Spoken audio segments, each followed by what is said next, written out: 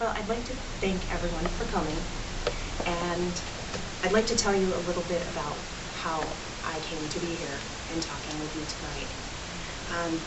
Years ago, circa 2004, I was sitting out back on a wooden swing, which has since become a pile destined for the bonfire. It was back in the days when I gazed adoringly at my log cabin, and I still thought that the words fixer-upper and single woman sounded good in the same sentence. Now, not so much. But I began to think about the possibility of having a different life. I had a life that I eked along in, and it was tolerable, but it wasn't great. Shannon knows what I used to do. It was okay, and it's not a disservice. It's not meant to be offensive to the people's lives I may have changed in that part of my life, but I wanted something different. And my truly defining moment came in March of 2005 when I got a phone call that changed my life. And I'm not going to ask you to dissect your family dynamic, and I'm certainly not going to sit here and dissect mine, but I will tell you that any call from my sister that starts with "don't get upset" does not end well. And the words that changed my life were "don't get upset, Dad has stage 4 pancreatic cancer." It's one of those moments that you just know that nothing will ever be the same. And for 10 months, we watched him fight the battle of his life. And I found this curious, and certainly not in a great way, but he fought so hard to stay in a world that had so disappointed me. But I also knew that we have the ability to chart our own lives. So if something was wrong and I was that disappointed, maybe it was something that I had done. Unfortunately, it was a battle that my dad did not win. And on a cold January night, he left this world with the same integrity that he had fought that 10 months. And like anyone who goes through something like that, grief opened the door and I stepped right through. Grief is recession-proof. It is always hiring. And there's comfort in the darkness. You know, people expect very little of you, and you come to expect little of yourself. And you find yourself learning to walk again, and learning to breathe, and learning to eat, and perform all of the tasks that are required just to be part of this life. Because you're a survivor, you've been left behind. They left, you stayed, and it's a burden that we have. And I knew that I could linger for a long time in this dark place. It was comfortable, but I knew it wasn't what my dad would have wanted. So I redefined my life. And as cliche as it sounds, I rewrote my own story. And I decided that an okay life, that was not going to do it. It needed to be great. I needed to wake up every day with enthusiasm and think, wow, look at this. I get to do this again another day today. How remarkable is that? So I turned to writing. It was something I'd always had a passion for.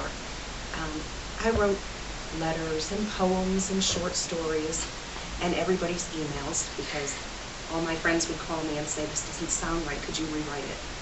I wrote a nasty letter to Ames one time when they returned my layaway to the shelves during a horrific snowstorm in a state of emergency. And I was more proud of that letter than anything, maybe until now. But that's really how I came to be here. And it's bigger than the book. It's my story. We all have a story. But beyond that, we all have a passion. We all have that one thing. Recently, I've heard someone say, "It's your blank." It was an odd commercial I'd seen, and "find your blank." And I thought, okay, well, that's pretty easy. You know, we just fill in the blank. This is our blank. You know, writing, evidently, is my blank. But even if you can't make a career out of it, it can bring you so much joy and wealth and fulfillment and riches that have nothing to do with dollars and cents. Because at the end of the line, I don't think any of that makes any difference at all. I mean, the clock runs out, sadly, for everyone. And I'm not going to tell a macabre story, and I don't want everybody to leave here tonight and hate me. But it's inevitable, and we all know that. And at the end of the line, I think, you know, there's an expression. You know, it's not measured by the number of breaths we take, but the moments that take our breath away.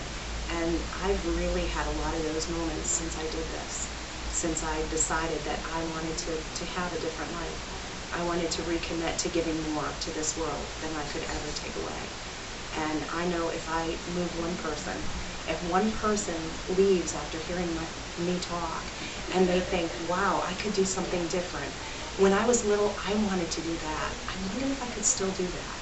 And if one person was brave enough, because it takes courage to do that one thing. I mean, this book is my baby. It is. And we all think our babies are beautiful. But let's face it, who hasn't walked down the street and passed a stroller held by an adoring mother and looked into it and thought, oh my, you must be so proud. So there's a tremendous courage to being any type of an artist, because what we really do is we open our hearts and we let the world see what's inside. And when that happens, there's no do-overs. You can't take it back. It's out there and it's done. But I'm tremendously proud of this. And publishing is not something that's easy. I would never sit or stand in front of a group of people and tell them that it was easy to become published. It's tremendously difficult. It's a daunting task, and it's long. I have so much gratitude for my publisher. They've given me the opportunity to do this. And somebody once told me that attracting the attention of a major publisher is a bit like roulette. You have to get your book to the right person on the right day, in the right moment, in the right mindset, on a full stomach, on an empty stomach, before or after their coffee, before or after their break. And I think you can kind of tell that getting that attention is you practically have to be a literary MacGyver.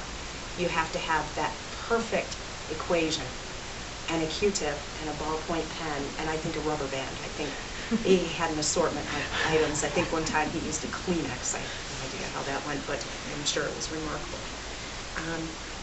So I appreciate what my publisher has done for me. It's a small publishing house. They consider themselves a launching pad to help the emerging artist and the emerging author. And these folks at the independent booksellers, they do that too, because they share our enthusiasm. They support us and they encourage us, oftentimes when others will not. So it's an incredible journey that I've taken. You may not want to be a writer, you may not want to be a writer, but there's probably something that you do that you've thought, what if I could do this? And I would encourage all of you, if you have that one thing, that you should embrace it. Let it make you deliciously happy. And I hope you have a life as wonderful as mine. And I'd like to read a passage from the book.